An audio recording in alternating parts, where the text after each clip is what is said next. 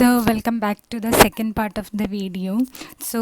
Next we are going to draw the influence line diagram for the shear force at E. For that, first consider the unit load is in the portion AB. That means 0 less than or is equal to H less than or is equal to L. That means the limits are when H is equal to 0 and when H is equal to L. That means the shear force at E is equal to what we get. That means we are considering the unit load in the span AD and we are going to take the shear force at the point E. So you can see in this figure it is RA minus 1 plus RB. RA minus 1 plus RB is a value of shear force at E. That means RA is L minus H by L minus 1 plus RB is H by L. Then apply the limits, that is when H is equal to 0, we get F is equal to 0. When H is equal to L, we also get F is equal to 0. Okay, that means the value of Fv at both the points 0 and L is 0.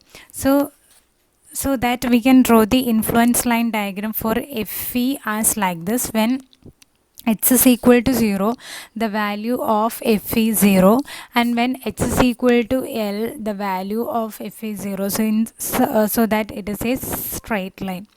Okay, then consider the unit load in the portion BE. That means the Z less than or is equal to H less than or is equal to A. So the value of shear force at E is RA plus RB minus 1. Okay, it is again we get the value as 0. Okay, so that for the span BE it is also a 0. Then consider the unit load in the portion EC. That means 0 less than or is equal to H less than or is equal to Z. Then take the value of shear force at E. So this is a figure, that means the unit load in the span EC. So by using this figure we can easily locate or easily find out the value of shear force at E. It is 1 kilonewton positive. So that the value of influence line diagram at the point C is 1. Okay. So this is the influence line diagram for shear force at E. Now we have to draw the shear force influence line diagram for the bending moment at D. Okay, for that we have to find out the various values of moments at D when the unit load is moving from starting point to the end point. That means from the first span to the last span. Okay, that means this is the first figure, that means the unit load is in the span AD. Then we have to find out the value of bending moment at the point D. Okay, it is simply RB into L minus Z. So this is the length Z and this distance is L minus Z. Okay, so RB into L minus Z is the moment at D. Since it is in anti-clockwise direction, it is positive. So you got the value of moment at D as S by L into L minus Z. Okay, then apply the limits. When H is equal to 0, MD equal to 0.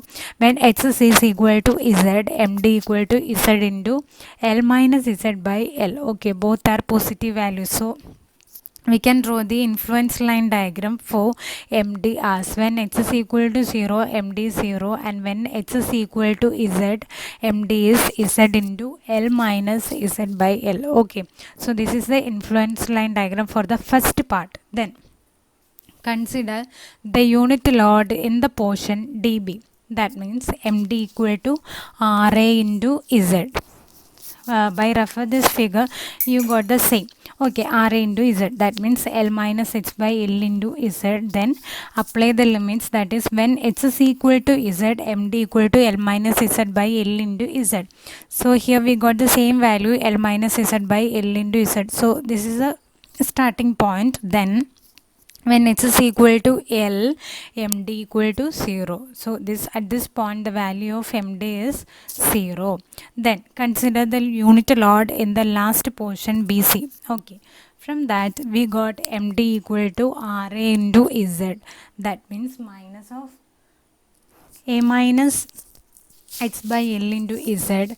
That means when H is equal to 0, MD equal to minus AZ by L. That means at this point it is AZ by L, and when H is equal to A, MD equal to 0. So this is the influence line diagram for the moment at D. Okay, next we have to find the influence line diagram for the moment at E. Okay.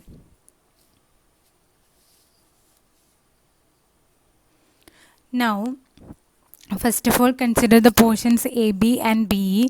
Then we can simply know that M is equal to 0. That means for the first two spans, that is for the span AD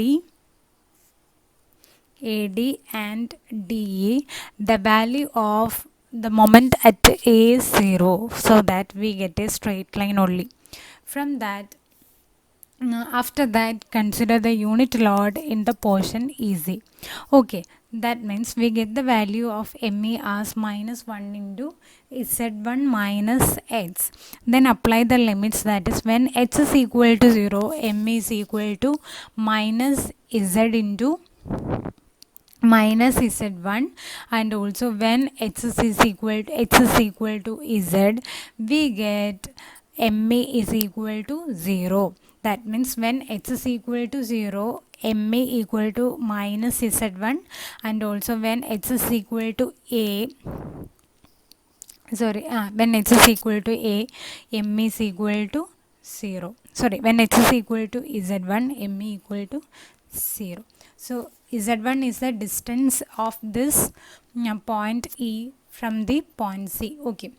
So this is the influence line diagram for the moment at E. So you got the various values, various influence line diagrams for reaction RA, reaction RB, then the value shear for influence line diagram for at the point D, and also the influence line diagram for shear force at E, and also the influence line diagram for the bending moment at D, and also the influence line diagram for the bending moment at E.